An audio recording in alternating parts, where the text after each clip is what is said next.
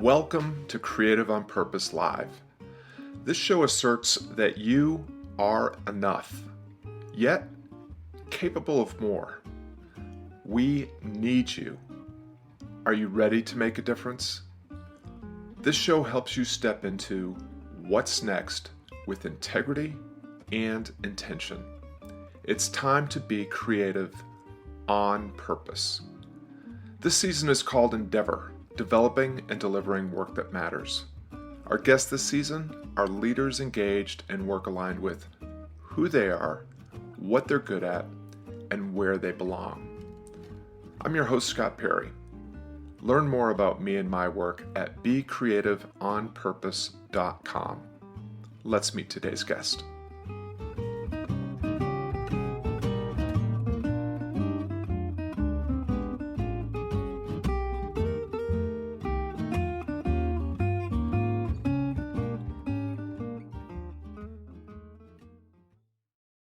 Adam Greenberg. Adam, welcome to the broadcast. Please tell the viewers who you are, what you're up to these days, and where they can connect with you to learn more. Yeah, indeed. Thanks for having me, Scott. And a mulligan it is. That's fine. It very well might have even been my connection here in Zambia. My name is Adam Greenberg, and I'm currently speaking with you from Zambia, where my girlfriend and I are Peace Corps volunteers. So I'll just begin by saying that my opinions and experience with the Peace Corps are my own, and every volunteer service different. But as you asked where I can be found online, I will mention that I do try to post a daily photo from Zambia on Instagram. At Adam Greenberg is my handle there. But yes, we are here in Zambia. We are rural aquaculture promotion extension agents, which is a somewhat long-winded way of saying that we live in a remote village and we teach fish farming. The president of Zambia recently declared fish farming to be a national priority in Zambia's pursuit of nutrition and development. So that's what we do here. And I'm really glad to be here. Zambia is a wonderful country. People are very friendly. It is a landlocked country in southern Africa. And as I mentioned before in introducing it, if you look on the map, I think it kind of looks like a fetus.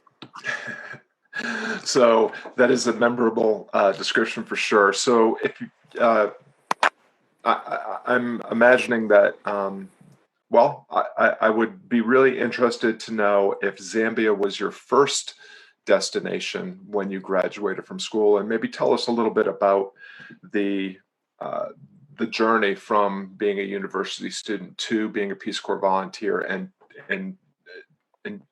doing so in a way that was really intentional. Indeed. Yeah, so Zambia has not been my first destination. I'm really grateful that I've been traveling now for over a decade. And yeah, so I'm 32 now, and I'm grateful that I can look back on those 20s and I could say that they were a debt-free decade, traveling with intention through work with meaning. And I suppose I would say that it began with a very generous scholarship that I received to university, which allowed me to graduate without any debt. And that is why I'm a huge proponent of our need to reform student loan debt. I'm sure that any number of the 44 million Americans that have over $1.5 trillion of student loan debt would love the opportunity to travel through meaningful work, and I think we need to make that more accessible. When I graduated university without this debt, I thought I wanted to continue doing meaningful work. I had been a student activist in college. So I said, I want to do meaningful work. I'll join the Peace Corps, because that's sort of what you might think of. And it was in my research of the Peace Corps in 2007 that I discovered AmeriCorps, which AmeriCorps is sort of the domestic national service cousin of the Peace Corps, whereas Peace Corps is international. So I served with AmeriCorps after university, and that was an incredible experience. I'm so grateful for that journey. It opened up a path that I could never have envisioned otherwise. And where did you do work through AmeriCorps? So AmeriCorps has a number of programs. You might be familiar with City Year or Teach for America or Vista, in which volunteers serve in rather poor areas for about a 10-month length of service. I served with a program called the National Civilian Community Corps, or NCCC as we call it. And this was based on FDR's Civilian Conservation Corps, the 1930s. NCCC is, in basic terms, I would say it's a cross-country national service road trip. And it's an amazing opportunity. It is a 10-month commitment in which 18 to 24-year-olds are on a team with 12 other young people. And you spend the year doing 4 different 2-month-long national service projects. So I helped rebuild homes in New Orleans after Hurricane Katrina in 2008. Our team worked in an elementary school as student teachers in Biloxi, Mississippi.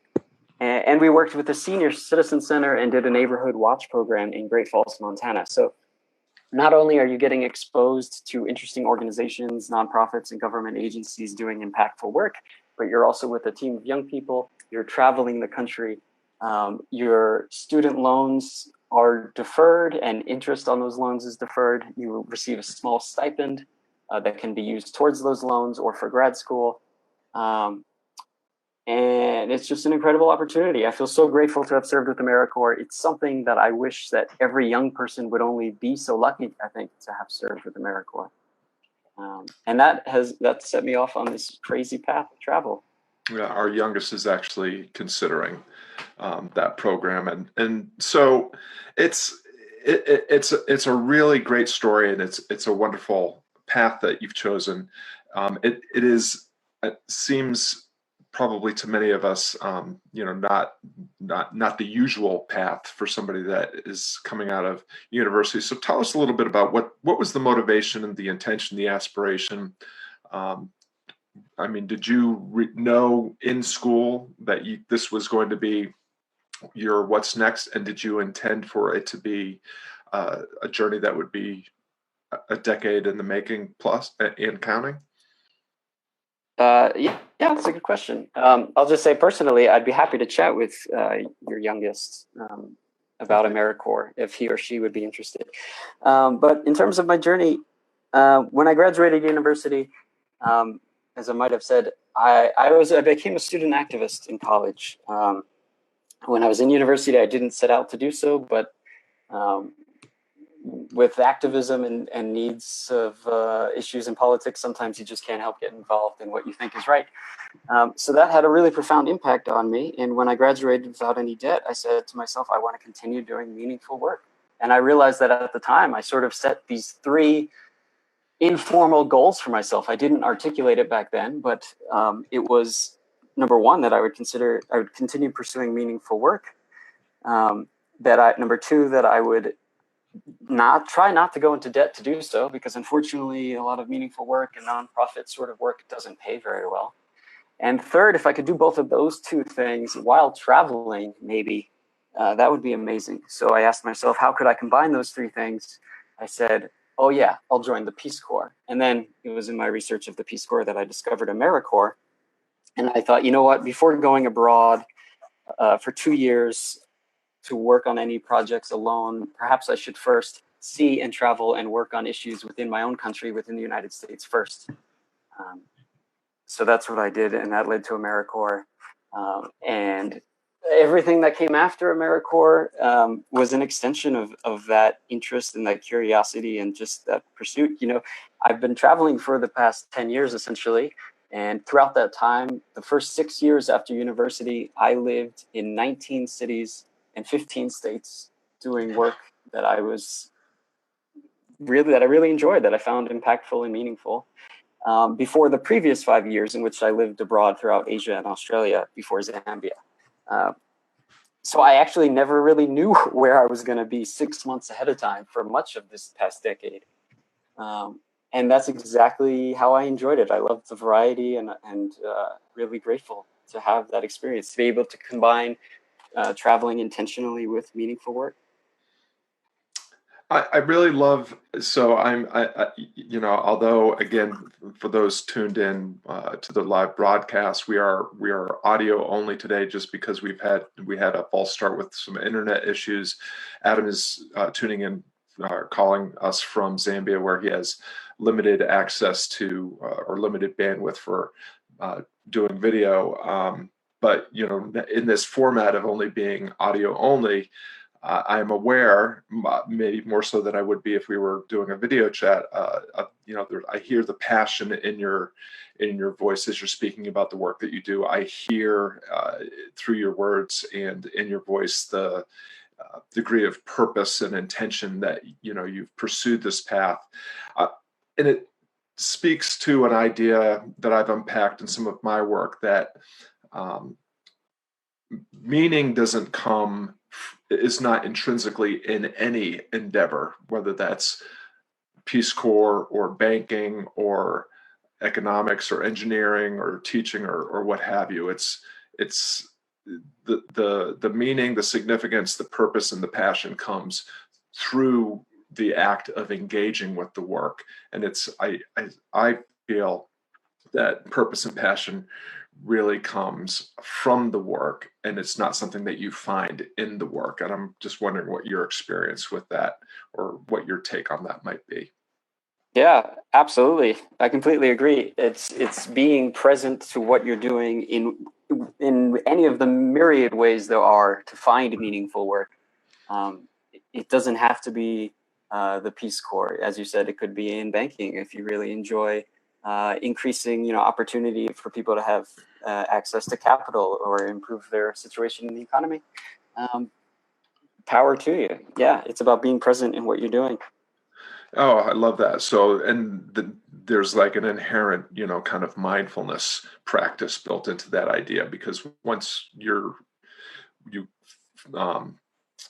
you initiate this idea of not being attached to results that may happen in the future or situations that might have been in the past, but when you are in the present moment, that's when you actually have some agency to take control of your perspective and to take control of your actions in terms of what you decide to do next, and to be aware and mindful of what's going on in the here and now, and make the best decisions going forward. So I definitely appreciate hearing that word presence. It's a profound word that we need to pay more attention to. I feel like culturally, especially in the States here, we are often so distracted by what we want to happen in the future, or what might happen in the future, or all the things that are outside of our control. So I appreciate that. I'm just, in the past several weeks, I've come into contact with the work of Will McCaskill, and I'm wondering if you're at all familiar with his work and the kind of effective altruism movement that he's at the spear point of, and if that had any kind of influence or informed or inspired your journey in any way. Sure. I'll just say that in regards to what you just said with things outside of our control, I'm hearing a reference to having non-attachment and being present, doing what you can, and then letting it sort of let the cards fall where they may. With regard to Will McCaskill, no, I haven't heard of him. Tell me more.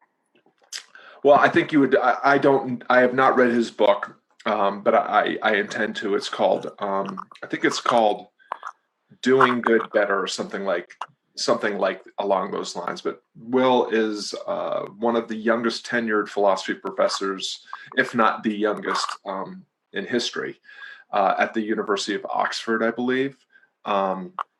He is heard of it. Yeah. So he is the one of the leaders in this movement called effective altruism. And I'm not sure if he's the founder. Peter Singer is another person whose work is kind of associated with this idea. And it's the idea that you want to maximize your ability to do good with the resources that you have.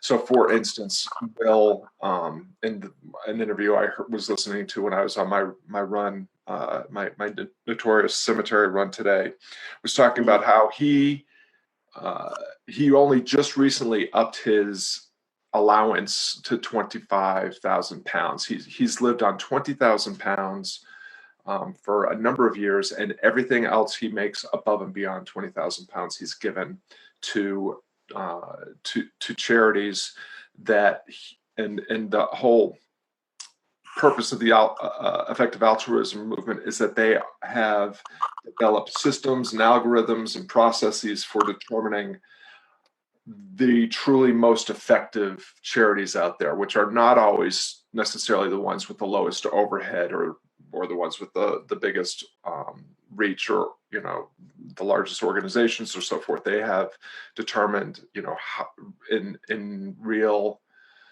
concrete ways, metrics that determine how effectively the money that they are handling is impacting the people and the situations that they're serving. So it's a very utilitarian approach. I'm not someone that has a lot of I appreciate utilitarianism. I don't think it's the only consideration, but he certainly is making a compelling case to me, at the very least, and to many others. Effective altruism movements are gaining traction on college campuses all over the world.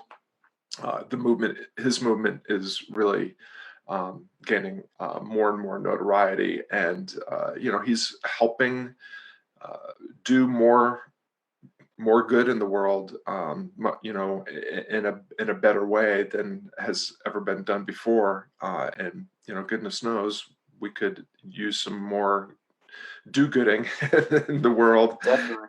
At this point. So yeah, it's as I've been listening to you speak, it just and because it's so fresh in my mind, because I was literally just listening to him on a podcast before we got on, it just struck me that you might be aware of his work. But there are many ways to come to this approach, and it's just so inspiring for some to hear this story about somebody. I think everybody seeks to have an impact on the world and to to do well. I believe that we have as human beings, we are hardwired to be social creatures, and we are hardwired to do what we can to enhance the lives of others. And that's probably the most effective way of enhancing our own lives, is to do that. And again, your story is just really powerful. So for somebody that perhaps wanted to pursue a path similar to the one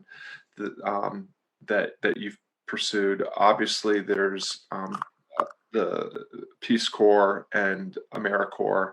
What are some of the other either resources that you point people towards, or what are some of the other considerations that you think would be important for somebody to investigate if they were to want to pursue a path like the one that you've pursued?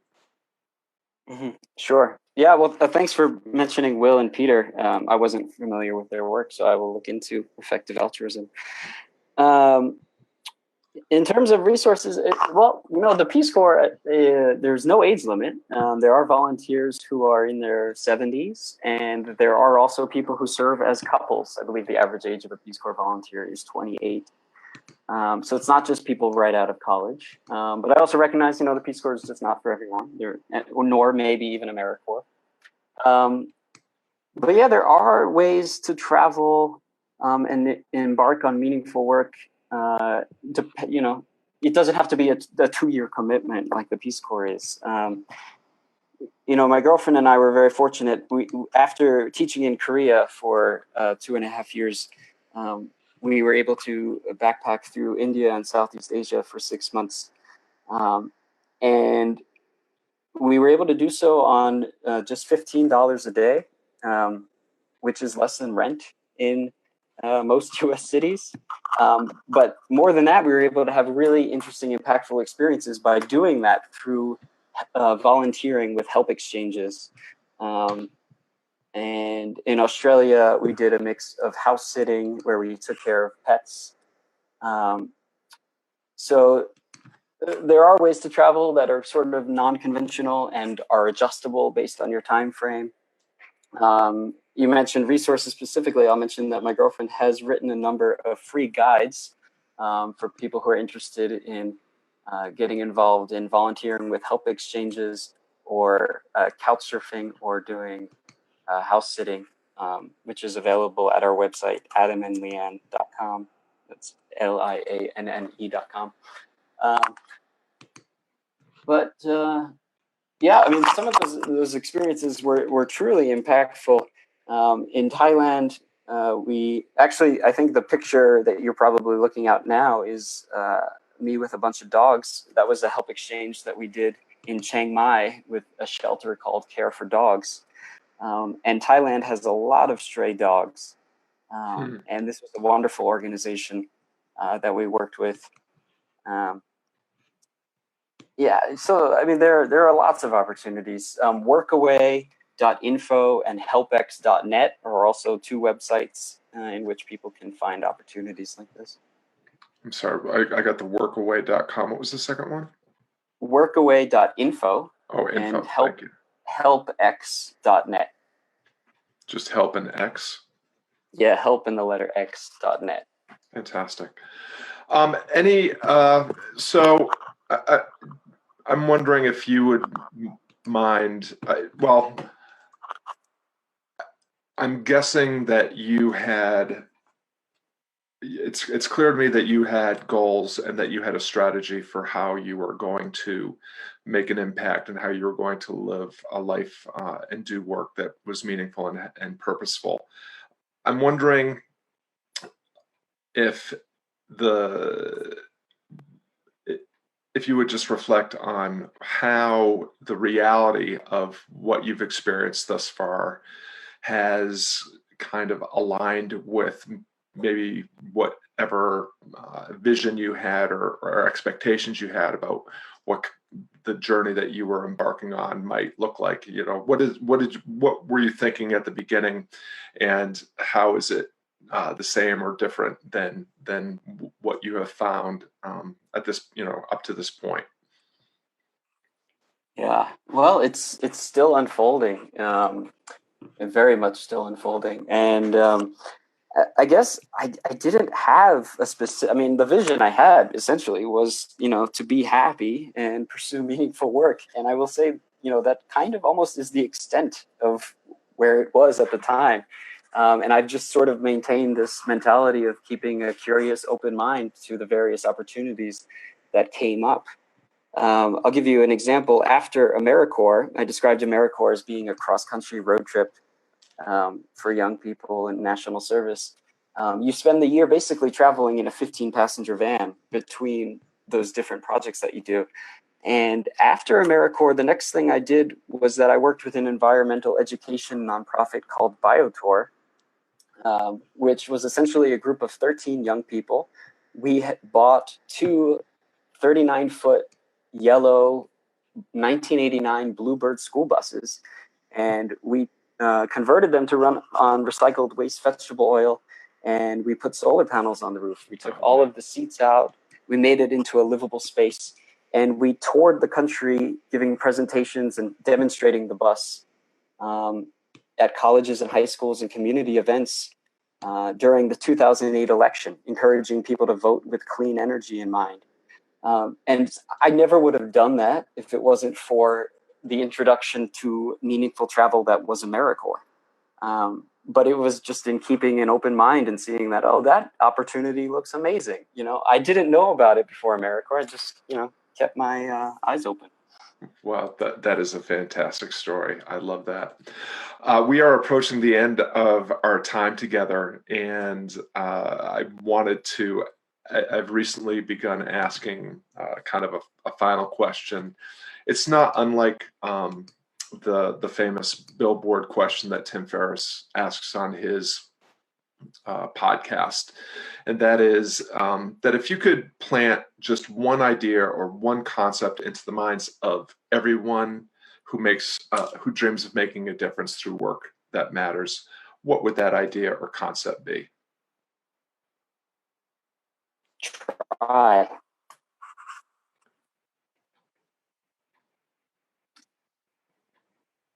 Yeah, I would just say to try. Try. And Okay, I'm sorry. yeah. Your first response came through a little bit garbled. Well, I think Oh, okay. that's yeah, that's a beautiful. Well, and I actually wrote that down in my notes as you were talking at one point, that when I'm hearing your journey, so often we are waiting. We want to make sure that we have enough knowledge. We want to get our ducks in a row. We want to make sure that we're prepared. We want to make sure that and a lot of it is just a really glorified way of not starting, of hiding. That there is you can't you can't ever get it right away. It becomes right through rubbing up against reality and paying attention and iterating and improving as you go. And I really respect the way that you set an intention in the way that you wanted to lead your life, and the kind of work that you wanted to do. And I'm quite sure that you didn't have all the answers going in, but you had the courage and the curiosity to try and the courage to lean in, probably with the mindset that you could figure it out as you went. It's a deeply inspiring story, and just really appreciate the the model that you're setting, and the way that you're inspiring and informing possibilities for other people, and of course impacting the lives of other people along the way. It's a fantastic endeavor that you're engaged in, Adam. Well, yeah, thank you. I would just have to add that, I have to recognize that there's certainly a degree of privilege as well that comes from being able to do what I've been able to do so far. I recognize that I am a college educated, straight white, middle class male born in the United States in 1985. And I mentioned 1985 only because I think as that places me perhaps as maybe an elder millennial, I am perhaps the last of a generation to have an analog childhood and the first to have a digital adulthood. Mm-hmm. So that puts me at a point to have really come of age with the internet. I mean, I remember 5.25 inch.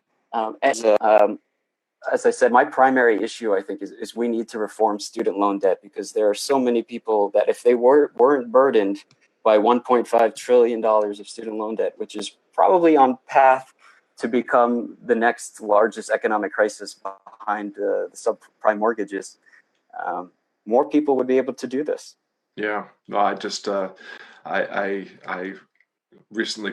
most recently, my most recent blog post was about academia being a place where many good things like the fine arts and classical music and philosophy go to die, because it becomes just the institutions that are exclusive by virtue of how expensive they are. And Sure. I couldn't agree more. I mean, I think we certainly want our doctors and engineers to go to school and learn how to do it. I think there is a right way to build a bridge and a right way to do open heart surgery, and we certainly want people to learn how to do that. But so much of